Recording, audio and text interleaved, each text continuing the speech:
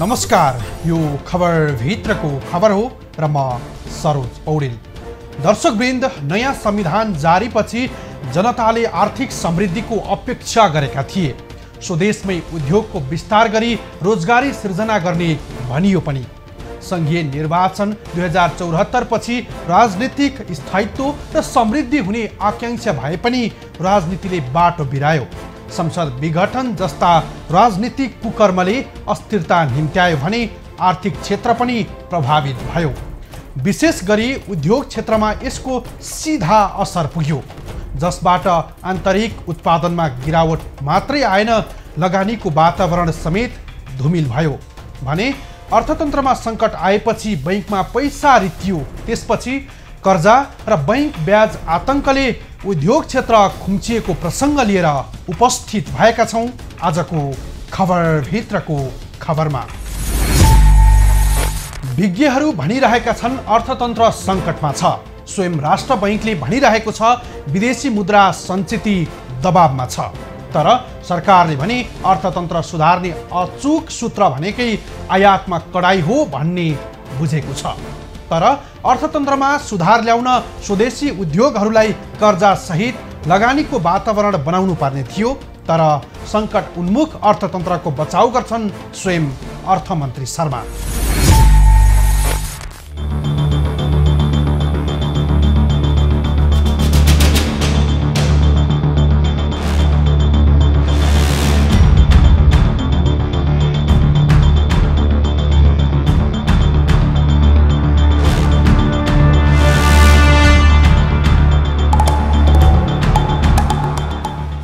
विदेशी मुद्रा सञ्चितिको दबाव पुनः बढ्यो। अर्थ मन्त्रालय भन्छ अर्थतन्त्र सकारात्मक बाटोमै छ। गएको बिहिबार राजधानीमा आयोजित एक कार्यक्रममा अर्थमन्त्री शर्माले भनेका थिए कि मुलुकको अर्थतन्त्र सकारात्मक बाटोमा छ। विदेशी मुद्रा सञ्चिति र विप्रेषण आप्रवाह बढेको छ। अर्थतन्त्रको अवस्था चिन्ताजनक छैन, बरु केही चुनौती भने अझै बाँकी छन्। अर्थतन्त्र सङ्कटमा छ भन्नु बुझाइमा कमजोरी हो भन्छन् अर्थमन्त्री जनार्दन शर्मा। नेपालको अर्थतन्त्र अहिले सङ्कटमा होइन, हाम्रो अगाडि केही चुनौतीहरू छन्, पक्कै पनि कतै दबाव कतै चापहरू छन्। ती चुनौतीहरूलाई सामना गर्ने उपायहरू खोज्नुपर्छ। तर सङ्कटमा छ भन्ने कुरा फेरि पनि म खण्डन गर्न चाहन्छु। मैले निरन्तर नेपाल श्रीलङ्का हुन्छ भन्नेहरूको खण्डन गर्दै आएको कुरा पनि यहाँलाई स्मरण गराउन चाहन्छु। नेपालको अर्थतन्त्रको आफ्नै मौलिकता र आफ्नै विशेषताहरू छन्। एकातिरबाट हेऱ्यो भने अलि पिछडिएको अर्थतन्त्र जस्तो पनि छ, फेरि हाम्रो अलि जीविकोपार्जनको रूपमा चलेको पनि छ। व्यावसायिक क्षेत्रबाट अन्य क्षेत्रबाट हेर्दाखेरि केही अगाडि बढेको पनि छ। मिश्रित खालको यो अर्थतन्त्र भएको कारणले यो अर्थतन्त्र एकैचोटि उचाइमा पुग्ने र एकैचोटि तल गिरिहाल्ने चरित्रको होइन। यसको तल कतै खसिहाल्यो भने अलिकति दूरीमा मात्रै खस्ने हो, धेरै तल गहिराइमा पुग्ने अवस्था होइन। त्यसकारणले यहाँको सङ्कटको कुरा होइन, यहाँका चुनौतीहरूको छलफल पक्कै पनि गर्नुपर्छ। पछिल्लो पटक उनको अर्थतन्त्रको विषयमा यस्तो अभिव्यक्ति आइरहँदा नेपाल राष्ट्र बैंकले भने अर्थतन्त्र अप्ठ्यारोमा रहेको मौद्रिक नीतिको समीक्षामै बोलेको छ। विदेशी मुद्रा सञ्चितीकरण दबावमा छ, आयात घट्दा राजस्व पनि गुमेको छ। समष्टिगत रूपमा अर्थतन्त्रका सूचकहरू त्यति सन्तोषजनक छैन भन्छन् राष्ट्र बैंकका प्रवक्ता डाक्टर गुणाकर भट्ट। तथापि अहिले पनि के हो त भनेर भन्दा अन्तर्राष्ट्रिय परिस्थिति अनिश्चित छ र अन्तर्राष्ट्रिय परिस्थितिमा अथवा अन्तर्राष्ट्रिय वातावरण जुन किसिमको अनिश्चिततामा आज पनि छ, त्यो हिसाबबाट भोलि जोखिम चाहिँ उत्पन्न हुन सक्छन् भन्ने कुरा पनि हामीले महसुस गरेका छौँ। सरकारले जे जस्तो दाबी गरे पनि अर्थतन्त्रको अवस्था सहज बाटोमा छैन, किनभने अर्थतन्त्रका अधिकांश सूचकहरू ऋणात्मक छन्। महामारीपछि अर्थतन्त्रलाई पुरानै लयमा पुर्याउने सरकारले प्रयास त गर्यो, तर संरचनागत सुधारभन्दा हवाई प्रक्षेपणमा सरकार भर परेको देखिन्छ। बैंकमा पैसा रित्तिँदा बैंकहरूले अस्वाभाविक रूपले ब्याज बढाए।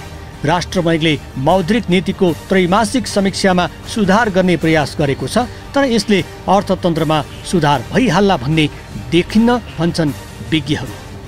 राष्ट्र बैंकले मौद्रिक नीतिको त्रैमासिक समीक्षामा सुधार गर्ने प्रयास गरेको छ, तर यसले अर्थतन्त्रमा सुधार भइहाल्ला भन्ने देखिन्न भन्छन् विज्ञहरू।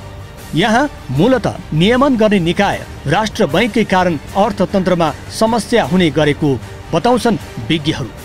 राष्ट्र बैंकले प्रणालीमा सुधार गर्न नसक्दा समस्या हुने गरेको हो भन्छन् अर्थविद ज्ञानेन्द्र अधिकारी। अब वास्तवमा पहिला त ब्याङ्कको कुरा गरौँ हैन। ब्याङ्कको कुरा गर्दा चाहिँ के हुन्छ भन्नु छ भने तपाईँलाई यो ब्याङ्किङ सेक्टरमा 2-3वटा कुराले गर्दा अहिले हाम्रो कर्जा अभाव भइरहेको छ कि। पहिलो कुरा त के छ भन्दाखेरि राष्ट्र ब्याङ्कको पनि अलिकति फल्ट छ। हामी पहिला CCD रेसियोमा थियो, अहिले हामी CD रेसियो फलो गरिरहेछ। राष्ट्र ब्याङ्कले किन गरेको भन्दाखेरि इन्टरनेसनल प्र्याक्टिस भनेछ कि। यो एउटा कुराले गर्दाखेरि पनि हामीलाई सिस्टममा 7 देखि 10 अरब जति पैसा हाम्रो मार्केटमा होल्ड भएको अवस्था छ कि, सिस्टममा होल्ड भएको अवस्था छ हेर्नुहोस्। त्यसले गर्दा पनि केही हदसम्म भएको छ। अब दोस्रो कुरा तत्कालै जुन राष्ट्र ब्याङ्कको मोनिटरी पोलिसीले पनि हाम्रो CRR अनिवार्य नगद मौजातको कुरा पहिला 3% थियो, 3-3.5मा थियो, अहिले हामी 4मा पुगेको अवस्था छ हेर्नुहोस् हैन।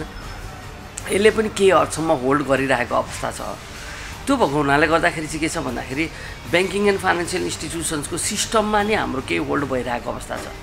तेस्रो कुरा के छ भन्नुहुन्छ भने हाम्रो व्यावसायिक घरानाहरू चाहिँ के छ भने लिमिटेड मान्छेको हातमा सम्पूर्ण व्यवसाय छ कि, उहाँहरूको कार्टेलिङको कारणले पनि यो अवस्था आइरहेको म भन्छु। यसमा चाहिँ मौद्रिक नीतिको त्रैमासिक समीक्षाबाट त्यसलाई सम्बोधन गर्न खोजे पनि उद्योग व्यवसाय सन्तुष्ट छैन। यद्यपि राष्ट्र बैंकले उद्योगी व्यवसायलाई आश्वस्त पार्ने प्रयास नगरेको पनि होइन। गएको आर्थिक वर्षमा बैंक लगानी 4 खर्ब 60 अर्ब भएको थियो, जसलाई सरकारले नियन्त्रण गर्न खोज्यो, जसबाट 8 महिनामा 60 अर्ब मात्रै लगानी हुनुले अर्थतन्त्रलाई दुर्घटना उन्मुख भएको दावी गर्छन् उद्योग वाणिज्य महासङ्घका अध्यक्ष शेखर गोल्छा। सङ्कुचनमा परेको छ, कठिन एउटा समस्यामा परेको छ र अहिले अर्थतन्त्रमा बहुआयामिक असर परिरहेको हाम्रो ठहर रहेको छ। राजस्वको कुरा गर्ने हो भने अब साधारण खर्च पनि हान्न नसक्ने अवस्थामा हाम्रो अर्थतन्त्र पुगिसकेको छ। अब यसका केही फ्याक्ट्स एन्ड फिगर्सहरू मैले पछि राख्ने नै छु। मूल्य वृद्धि पनि 6 वर्ष यताको सबैभन्दा उच्च रहेको छ र त्यसले गर्दाखेरि सर्वसाधारणको क्रय शक्ति एकदमै सङ्कुचित भएर गइसकेको छ। त्यस्तै गरेर बहुप्रतीक्षित चालु आर्थिक वर्षको मौद्रिक नीतिको प्रथम त्रैमासिक समीक्षाले पनि अहिले आएको समस्यालाई गम्भीर रूपमा लिएको जस्तो हामीलाई लागेन र अहिलेको विद्यमान समस्याहरूलाई सम्बोधन गर्छ जस्तो हामीलाई लागेको छ। अहिले सरकार, सर्वसाधारण र निजी क्षेत्र सबै नकारात्मक रूपमा हामी प्रभावित भएका छौँ। मैले यहाँ मिडियाका साथीहरूलाई यो मैले क्ल्यारिफाई गर्न खोजिरहेको छु। यो उद्योगी व्यवसायको समस्या, अहिलेको अर्थतन्त्रको समस्या उद्योगी व्यवसायको समस्या मात्रै होइन। यो सम्पूर्ण हामी सर्वसाधारण, सरकार र हामी निजी क्षेत्र सबैको समस्या रहेको छ र यो समस्यालाई हामीले बोलिराख्दाखेरि धेरै साथीहरूले यो उद्योगी व्यवसायको समस्या हो, यो ब्याज दरको मात्रै समस्या हो र यो तरलताको मात्रै समस्या हो भनेर धेरैले विश्लेषण गर्छन्। तर त्यस्तो होइन। यो समस्या अहिले हाम्रो अर्थतन्त्रको समग्र रूपमा हाम्रो अर्थतन्त्रको समस्याको रूपमा रहेको छ। यो अवस्थामा मुलुक आइपुग्नु किन आयो त? हामी यो पोजिसनमा कसरी आयौँ त? यसको मुख्य 2टा कारण छ। एउटा बाह्य कारण जुन अन्तर्राष्ट्रिय स्तरमा इन्धन लगायत कच्चा पदार्थमा भएको मूल्य वृद्धि र दोस्रो कारण जुन आज हामीले भन्नै पर्ने आवश्यक छ, त्यो नियामकीय अपरिपक्वताले गर्दाखेरि यो समस्याहरू आएको छ। अर्थतन्त्रको आन्तरिक पक्षमा सन्तुलन बिग्रिएको विज्ञहरूले भनिरहेका छन्। उता राष्ट्र बैंकको प्रतिवेदनले पनि अर्थतन्त्र थप जटिलतातिर उन्मुख भएको देखाएको छ। नेपाल राष्ट्र बैंकको अध्ययन अनुसार अर्थतन्त्र जटिलतातिर उन्मुख भएकाले मूल्य वृद्धि अझै बढ्ने देखिन्छ, जसले बजारमा अस्वाभाविक महँगी बढ्ने देखिएको छ, जसले त्यसको सीधा असर अर्थतन्त्रमा पर्ने देखिन्छ। चालु आर्थिक वर्ष 2079-80मा मूल्य वृद्धि करिब 7% भन्दा तल राख्ने सरकारको लक्ष्य छ। बोर्डर लाइन क्रस गरिसकेको अवस्थामा मुद्रास्फीति अझै बढेर जाने देखिएको छ। राष्ट्र बैंकले आगामी 3 महिनापछि मुद्रास्फीति दर 10% पुग्ने अनुमान गरेको छ। 1 वर्षपछि अपेक्षित मुद्रास्फीति दर 12% हुनेछ भन्छ राष्ट्र बैंकले। यद्यपि राष्ट्र बैंक र निजी क्षेत्रका अगुवाहरूको आफ्नै तर्क छन् नै, तर राष्ट्र बैंकले बैंकहरूलाई नियमन गर्न नसकेको उमाथि आरोप छ। अर्थविदहरू भन्छन् मूलतः नीतिगत समस्याकै कारण अर्थतन्त्र सङ्कटमा परेको हो। सरकारले दिगो समाधान खोजिन भन्छन् अर्थविद ज्ञानेन्द्र अधिकारी। अब यो वास्तवमा तपाईँलाई कस्तो छ भन्नुहुन्छ भने हामीले अहिले इम्पोर्ट रोकिरहेको अवस्था छ होइन। अब हामीले गर्नुपर्ने एक्सपोर्ट गर्न सकिरहेको छैन अनि इम्पोर्ट सबै बन्द गरेको अवस्था छ। झट्ट हेर्दा यसले फरेन करेन्सी रिजर्भ पहिला 8 देखि 9 बिलियनमा थियो भने आज हामी 12 देखि लगभग 13 बिलियनको अवस्थामा छौँ। झट्ट हेर्दाखेरि इकोनोमिकली हामी राइट ट्र्याकमा गएको हो कि जस्तो चाहिँ लाग्छ।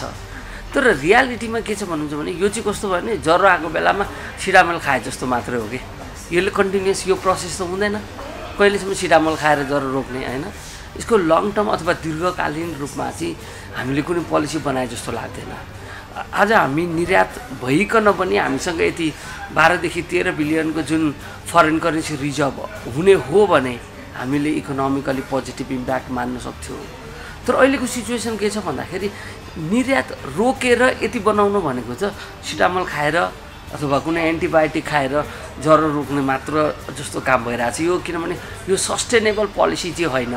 तत्कालको लागि हेर्दाखेरि केही आशा लाग्दा कुराहरू चाहिँ देखिन्छ, तर वास्तवमा यो कुनै हाम्रो लागि लङ टर्म इम्प्याक्ट गर्ने अवस्था छैन।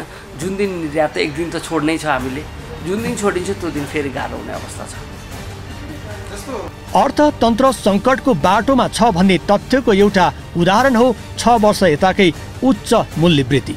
तत्काल बजारमा तरलता प्रवाह गर्ने र ब्याज दर घटाउने उपाय सरकार र राष्ट्र बैंकले पहिल्याउनु पर्ने हो। अर्थतन्त्र जोगाउने अभिभारा सरकार, केन्द्रीय बैंक र निजी क्षेत्रको पनि हो।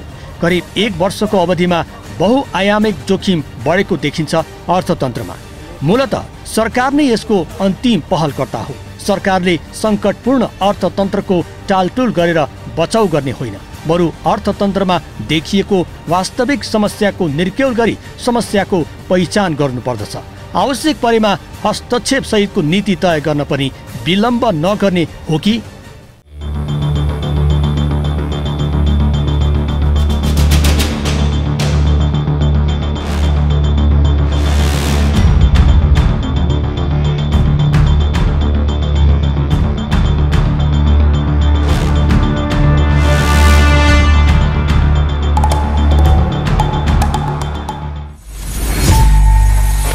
आयातमा कडाई अर्थतन्त्रलाई दिगो बनाउने भरपर्दो आधार भने होइन, किनभने कुनै पनि मुलुकको अर्थतन्त्र दर्बिलो बनाउन आन्तरिक उत्पादनमा वृद्धि र निर्यातमा जोड दिनु नै हो।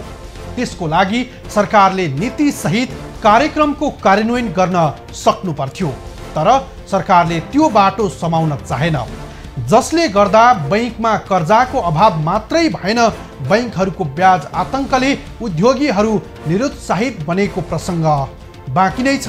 हामी सँगै रहनुहोला। दर्शकवृन्द, हुन त एकताका नेपालले कृषिजन्य वस्तु सहित औद्योगिक उत्पादन निर्यात गर्थ्यो भनेको सुन्दा अचम्म पनि लाग्न सक्छ, तर 2046 को राजनीतिक परिवर्तन अघि नेपालले कृषिजन्य वस्तु मात्रै 45% निर्यात गर्थ्यो भने औद्योगिक उत्पादन पनि त्यत्तिकै थियो। तर 33 वर्ष यता फर्केर हेर्दा हामी आयातको डरलाग्दो तथ्याङ्क पढ्न बाध्य छौँ।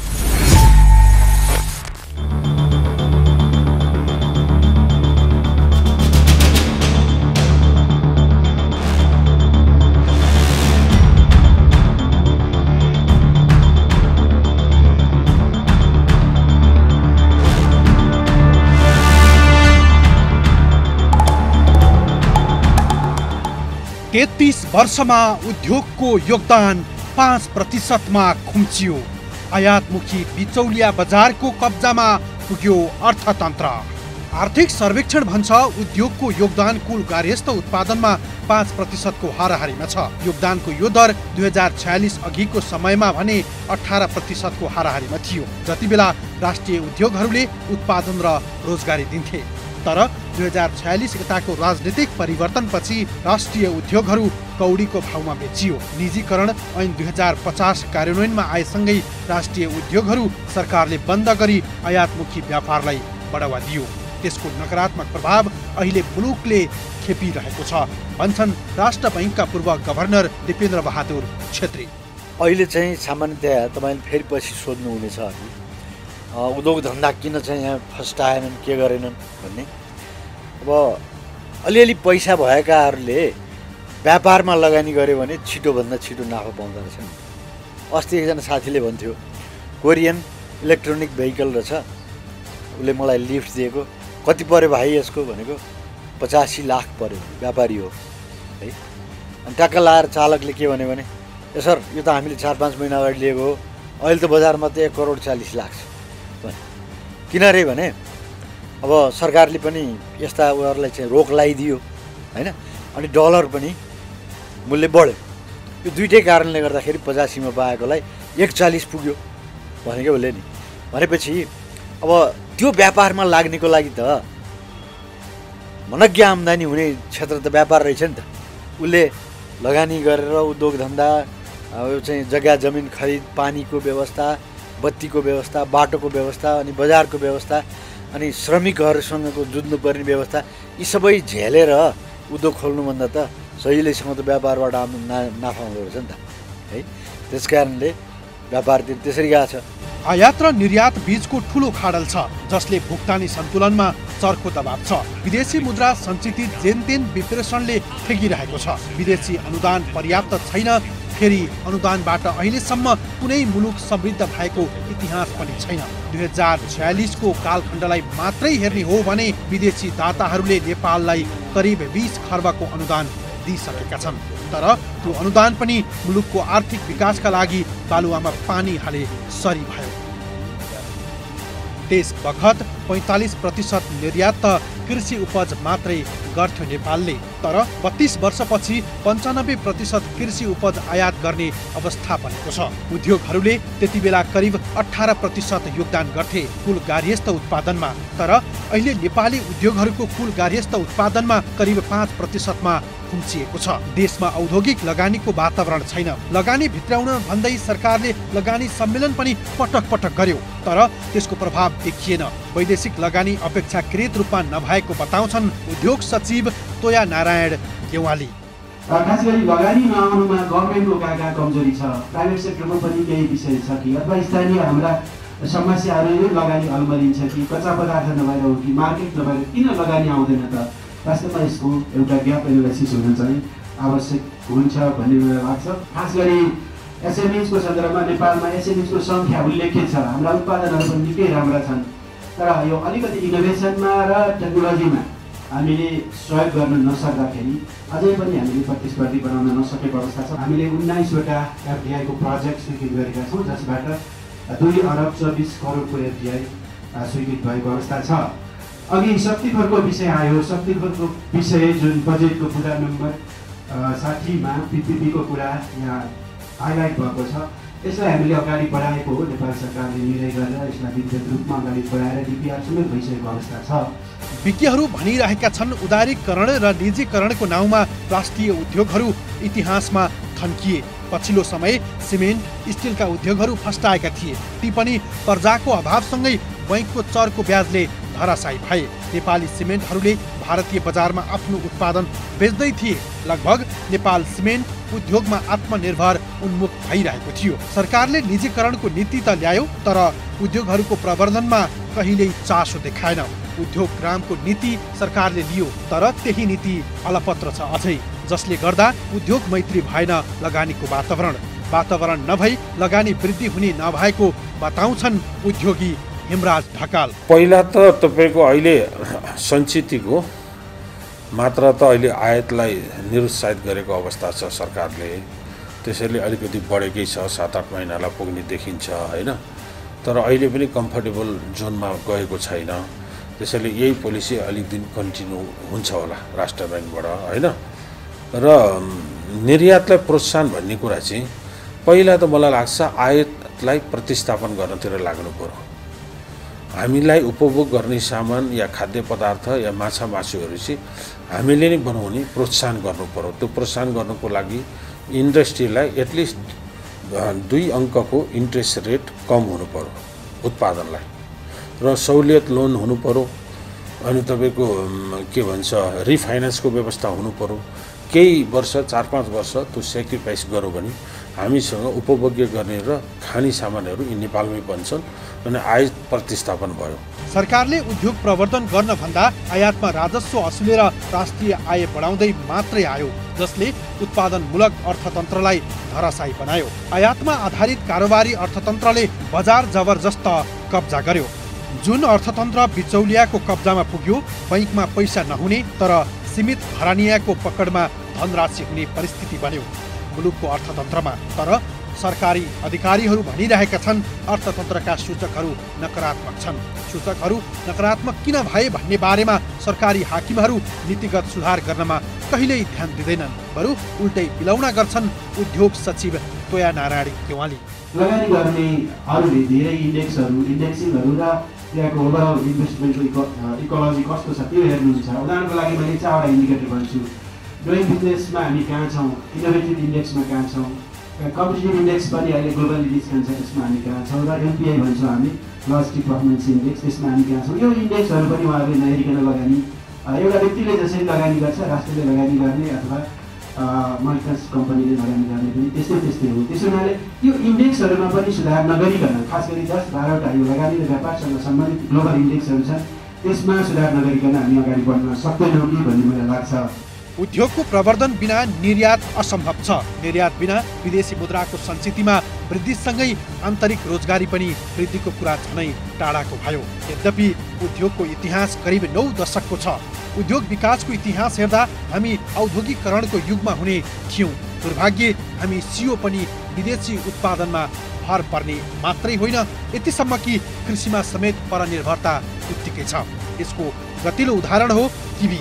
स्वदेशी किवी नेपाली बगैँचामा खेर गइरहेको छ, तर चिलीबाट किवी आयात गरेर उपभोग गर्नुपर्ने नियति छ। यो जस्तो लाजमर्दो विषय अरू सायद नहोला कि।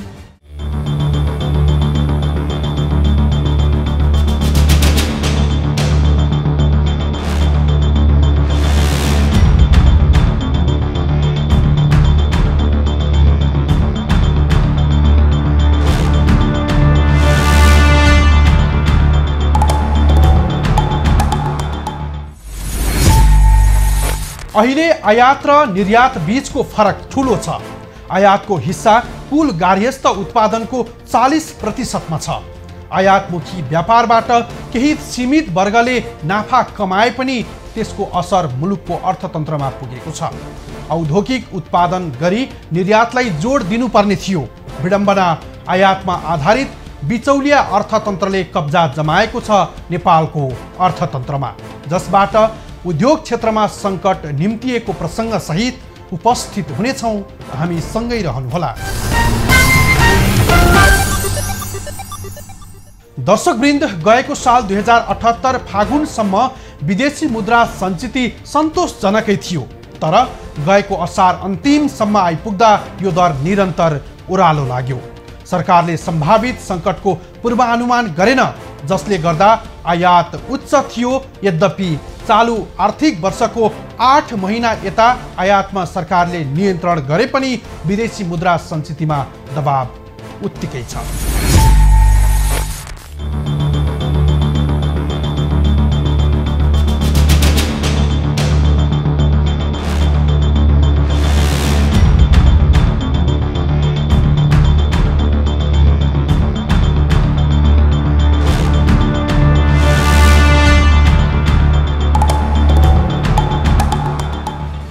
महामारीले गुज्रिएको नेपाली उद्योगलाई सरकारले प्रवर्धन गरेन।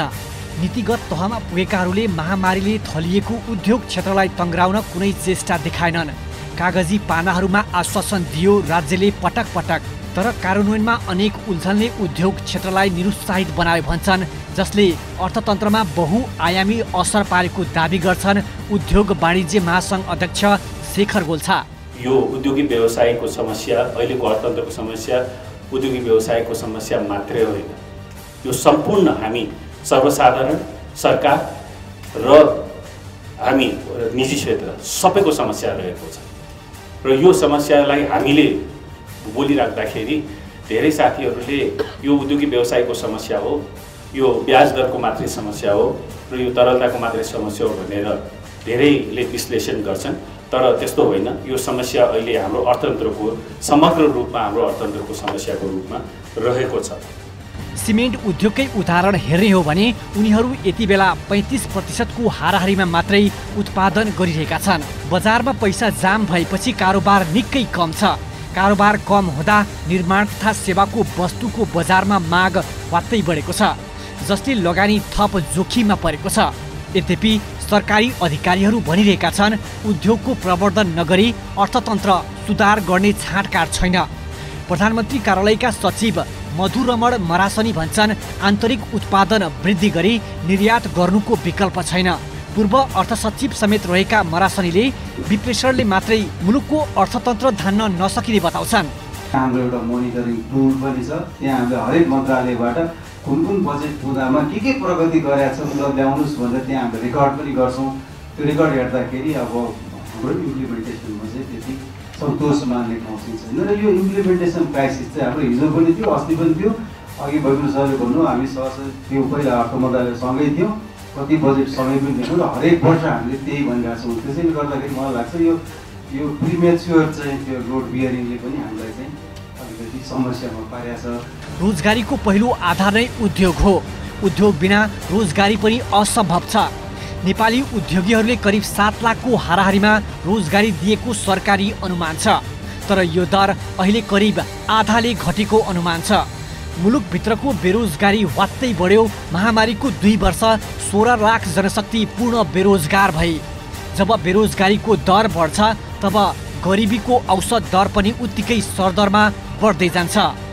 सरकारी आर्थिक सर्वेक्षण अनुसार मुलुकमा 66 लाख गरिबहरू छन्, जुन गरिबी सङ्ख्या महामारी अघि 56 लाख मात्र थियो।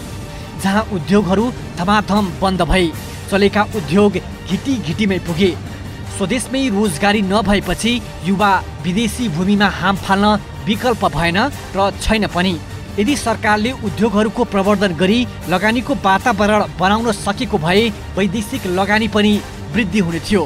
न त स्वदेशी लगानीलाई टिकाउन राज्यले पहल गर्यो, न त वैदेशिक लगानी भित्र्याउन त्यति नै सक्यो, जसले गर्दा उद्योग क्षेत्र धराशयी हुँदै गएको बताउँछन् अर्थविद ज्ञानेन्द्र अधिकारी। अब पहिला कुरा त हेर्नु, हाम्रो राजनीतिक हस्तक्षेप पनि भयो। अब यसमा दुईवटा छ क्या, औद्योगिक क्षेत्रमा एउटा सरकारी औद्योगिक पब्लिक इन्टरप्राइजेसको कुरा छ, अर्को प्राइभेट इन्टरप्राइजेसको कुरा छ। प्राइभेटहरूलाई हामीले कि ट्याक्स सब्सिडिज दिनु पऱ्यो, कि फरेन इन्भेस्टर्सहरूलाई हामीले ट्याक्सको दिनु पऱ्यो, अथवा लेबर कस्ट कम हुनु पऱ्यो। उनीहरू त नाफामुखी हो नि, नाफा हुने इन्भाइरोमेन्ट बनाइदिनु पऱ्यो क्या हामीले। तर त्यसको मतलब यो होइन कि पोलिसी नै चेन्ज गरेर उनीहरूलाई नाफा बनाइदिने होइन कि व्यापार चाहिँ राम्रोसँग गर्ने इन्भाइरोमेन्ट दिने, त्यहाँबाट उनीहरूले नाफा कमाउने हो।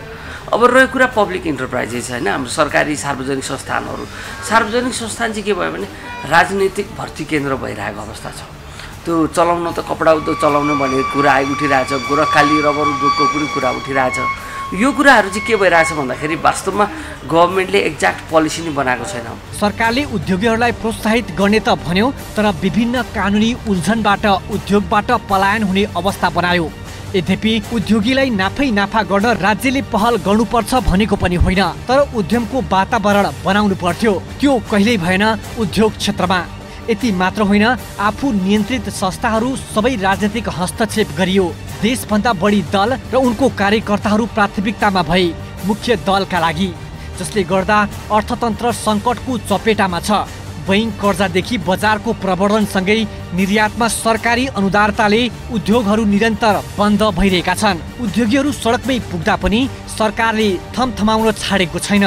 लगानी डुबेपछि उद्योगी व्यवसायीले आत्महत्याको बाटो रोज्न बाध्य हुँदा पनि यो राज्यको हृदय भने गलेन।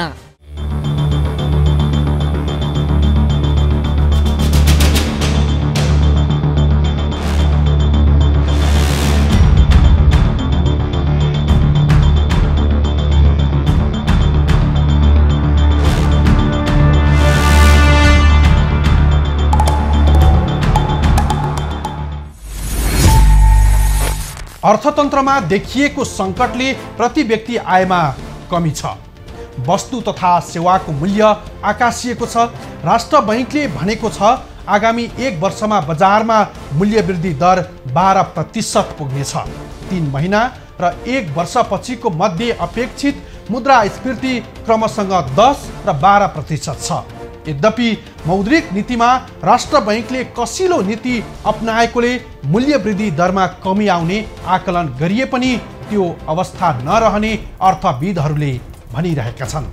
तर सरकार अर्थतन्त्र सुधारको दिगो समाधानतिर भन्दा टालटुलमै व्यस्त छ, जसले गर्दा भोलिका दिनमा अर्थतन्त्रको झनै ठुलो सङ्कट र भयावह अवस्था सिर्जना नहोला भन्न सकिन्न। यो विषयमा सरकार गम्भीर बनोस्। हवस् त आजलाई यति नै। भोलि अर्को खास विषय लिएर उपस्थित हुनेछौँ। खबरभित्रको खबरका लागि हेर्दै रहनुहोला एभी न्युज खबर। नमस्कार।